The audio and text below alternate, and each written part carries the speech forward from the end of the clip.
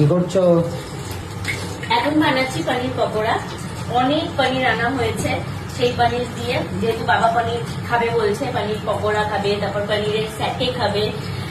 পনির স্যাটেটা বাবা খুব ভালো পছন্দ করেছিল যখন এর আগেরবার পুজোর সময় আমাদের ফ্ল্যাটে গেছিল। তোমরা দেখেছিল অনেকে, আমি পনির স্যাটে বানিয়েছিলাম। ওটা এত ভালো নাকি বাবা লেগেছে, ওটা বাবা খুব ভালো খায়।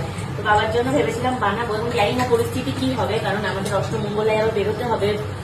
তার থেকে বড় কথা, এখানে সমস্ত কিছু মানে আমার যেহেতু হাতের কাছে নেই, ওই সব ঝামেলা করতে মানে কতটা পারবো বুঝতে পারছি না।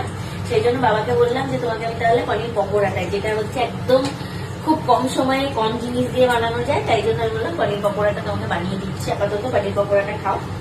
আর এখানে আমার হাতের কাছে তো কিছু নেই, সেই আমাকে মাকে ডাকতে হচ্ছে, সব এসে এসে মাকে গুছিয়ে দিতে হচ্ছে।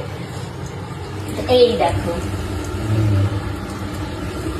এখন হচ্ছে আমি শ্বশুর মশাইয়ের পছন্দ মতো পনির পকোড়া বানাচ্ছি।